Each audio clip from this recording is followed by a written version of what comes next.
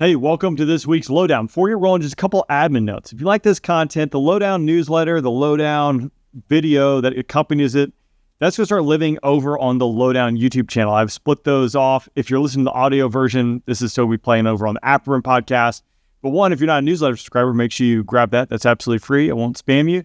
And if you like these type videos where we break down aviation defense, check out the Lowdown YouTube channel, where I'll also be adding in more history breakdowns, shoot downs, things like that kind of standalone videos I think will do well kind of living uniquely on that channel. So make sure if you like this type content that you roam on over. I'll link that down below, but it should be pretty easy to find. Subscribe, hit the bell, do all the things you're supposed to do there. That way you get notified when these videos drop. So this week we have MiG-29s that have parts being stolen off them, F-15s that have ejected, propellers flying off MQ-9s, and a whole host of things. So let's jump into what's going on around the globe when it comes to aviation defense this week. So first, we're jumping over to Hungary and Kecskemét, I believe I'm pronouncing that right, Air Base, which houses their J-39 Gripens, their modern fighters, as well as MiG-29s that are left over from the Cold War.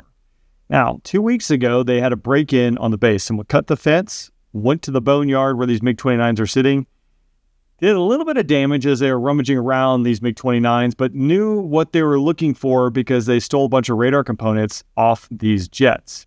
Now, over on the Lowdown, I am going to do a little bit deeper dive specifically into this one because I think it is interesting. At least it's interesting to me as far as what's going on here. But some things to note, Hungary is a member of NATO. They are participating in Baltic air patrols. In fact, just this past week, they actually intercepted an unidentified aircraft.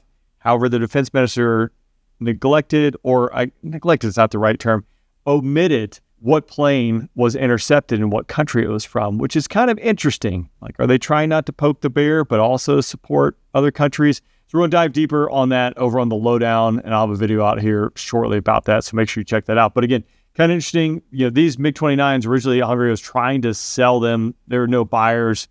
Now, obviously, the value of them is only worth what someone will pay, but you can anticipate these things are probably worth, the whole stockpile together, $500, $800 million, depending if someone will buy them.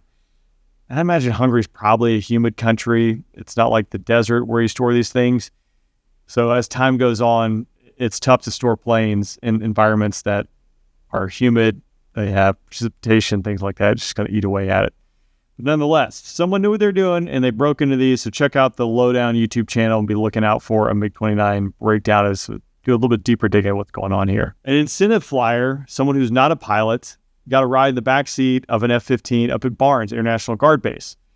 Unfortunately, assumption, because again, maybe something else happened, they self-ejected themselves. So after the incentive flight, it appears that while they were de-arming the seat, something happened and they went for Mr. Magoo's wild ride. Now, in the newsletter, and I'll put it up here on the screen too, the arming and de-arming lever. So the seat's not always hot. For those who don't know, right? When you get to the end of the runway, before you take off, you arm your seat. When you're clear of the runway, you de-arm your seat, meaning that if you pull the handle, you're not going to get the ultimate penalty. So in the F-15, much like the F-16, the arming lever is over on your left-hand side. The Viper, it's by your knee, and in the F-15, it actually folds and hits one of the handles that you can pull to eject. F-16, the Aces 2, you got the handle between your legs. In this case, the arming lever is right there by the handle. So maybe something got tied, maybe they pulled the wrong one. There are definitely times in years past where someone said, go ahead and arm your seat, and they actually blow the canopy because they're all yellow and black handles. I always thought doing these rides, and I did over 80 incentive rides in my time as the demo pilot in my time flying the F-16.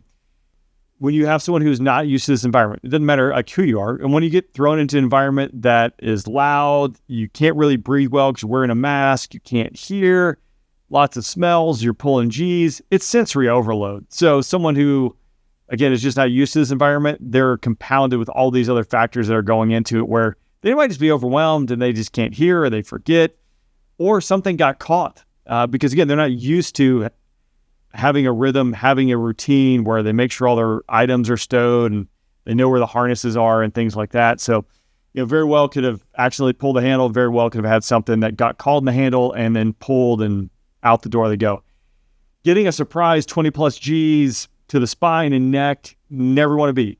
The video shows the person who ejected standing up afterwards. I mean, I assume that they're okay, and I've heard, through the bro chats and things like that, that they're okay, meaning that, they survived. I would imagine you're probably going to have some ramifications down the road with neck and spine issues. Not where you want to be, leaning over, not in a good body position when you do that. Of note, Barnes is currently slated to get the F-35, and it sounds like the F-15 is supposed to run its last legs out there this fiscal year, which would be the end of September, as they get ready to transition to the F-35. So will they repair this F-15? TBD.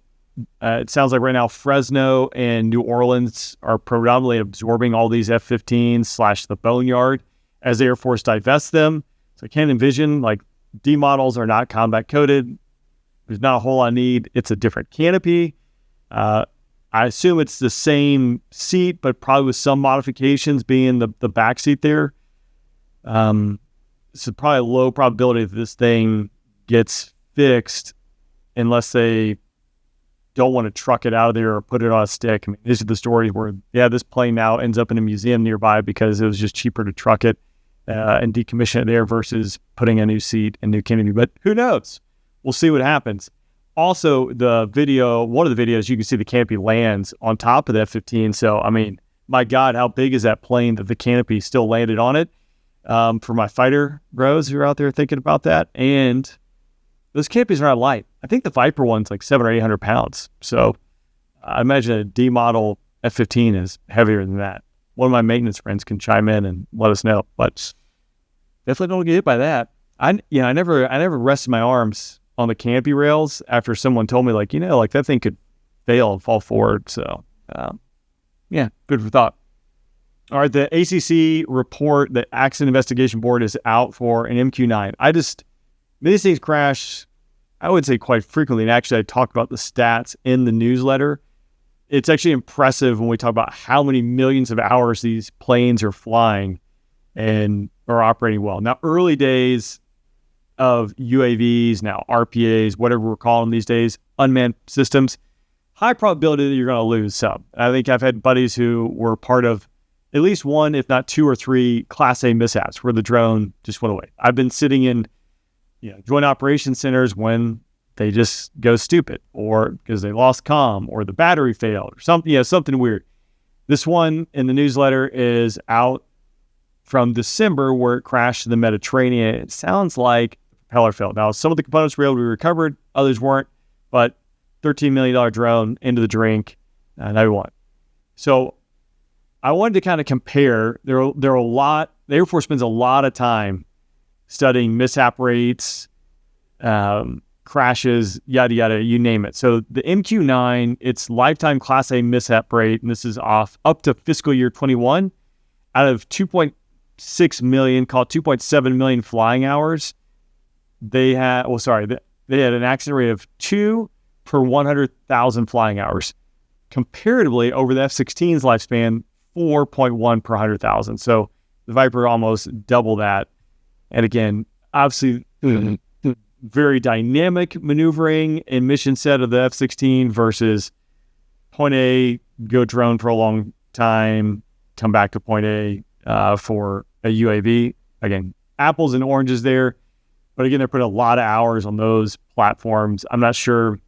You might look at an F-16 plan for 8,000, 9,000, 12,000 hours on the life frame, depending on where its service life extension lands, versus a UAV, which, is probably, I don't know, UAV people chime in, it's got to be 10 times that. So there you go. Dusty, no, that's not Dusty prop hopper, but the MQ-9 lost its prop, just flew off in flight. So I guess the sensor operator was just staring at the ocean. All right, Singapore and the U.S. have nixed a plan to forward deploy Singapore's F-15s to Guam for training.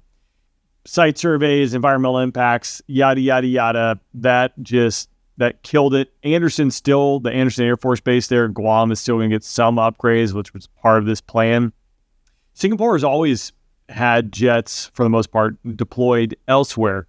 For instance, F-16 training at Luke Air Force Base up until recently, and F-15Es, or their F-15s training up in Mountain Home with Strike Eagles. Now their F-16s and eventually, I think the plan would be F-35s going to Fort Smith, Arkansas, which was selected to be a foreign military training site a couple years ago. And it does sound like Singapore has already made some of their jets. The infrastructure is being built back up there because Fort Smith was and is or always has been a guard base. It's had A-10s, it's had F-16s, I think UAVs, and now just a little hiatus back to doing foreign military training. But yeah, no F-15s going to Guam in the near future, at least from Singapore. Which there is an F-15 theme for this newsletter. So which countries operate the F-15? And it's all variants. So check out the newsletter. You can participate in that trivia or not. And just, you do you. All right, so B-2s made an unexpected stop up in Alaska. I did a video. It was one of the first, original videos that went out on the Lowdown channel where we break that down. By now, I'm sure you've seen it. B-2, F-35s flying over President Trump and President Putin as they walk the red carpet there. I will say golf clap. I mean, that's one of the TOTs that you cannot mess up, and it couldn't have been a better time over target, I think, for that B-2 and those F-35s flying over. So pretty cool there. Again, if you're interested in that kind of content, that's what will live over on that's what will live over on the Lowdown. So make sure you check that out. Poland has decided to upgrade its F-16s to the F-16 Viper. So finally, Lockheed, whoever decided we're not going to call it the Fighting Falcon anymore. And the newest, latest, greatest variant of F-16 is the Viper, putting to bed all the people, air shows, social media, who say it's not the Viper, it's the Fighting Falcon. Well, if you've flown it or if you worked on it, it's the Viper, and it'll soon officially be the Viper, at least for the upgraded variant. Now, this is going to, take the F-16 to the next fight, in my opinion, right? So AESA radar, integrated defensive suites, upgraded sensors, upgraded weapons, the whole 9 yards.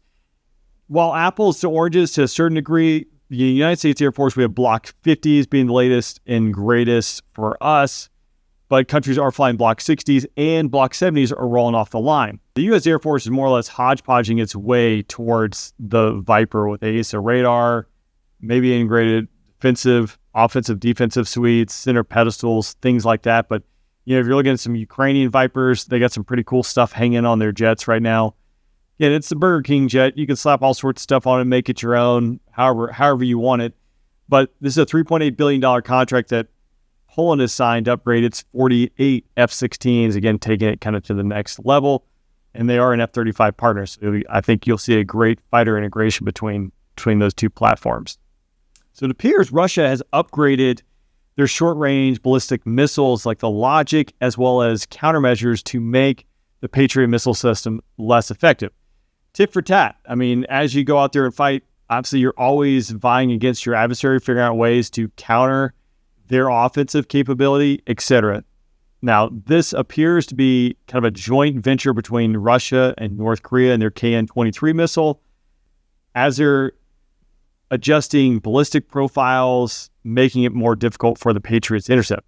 That being said, I'm not sure how many Patriot missile systems we've sent to Ukraine, but it's a lot. And I'm sure they're slinging a lot of missiles, which, again, take quite a while to make. And if you're not an RTX, stockholder, if you have been following the newsletter, you might see all the missile contracts that keep landing.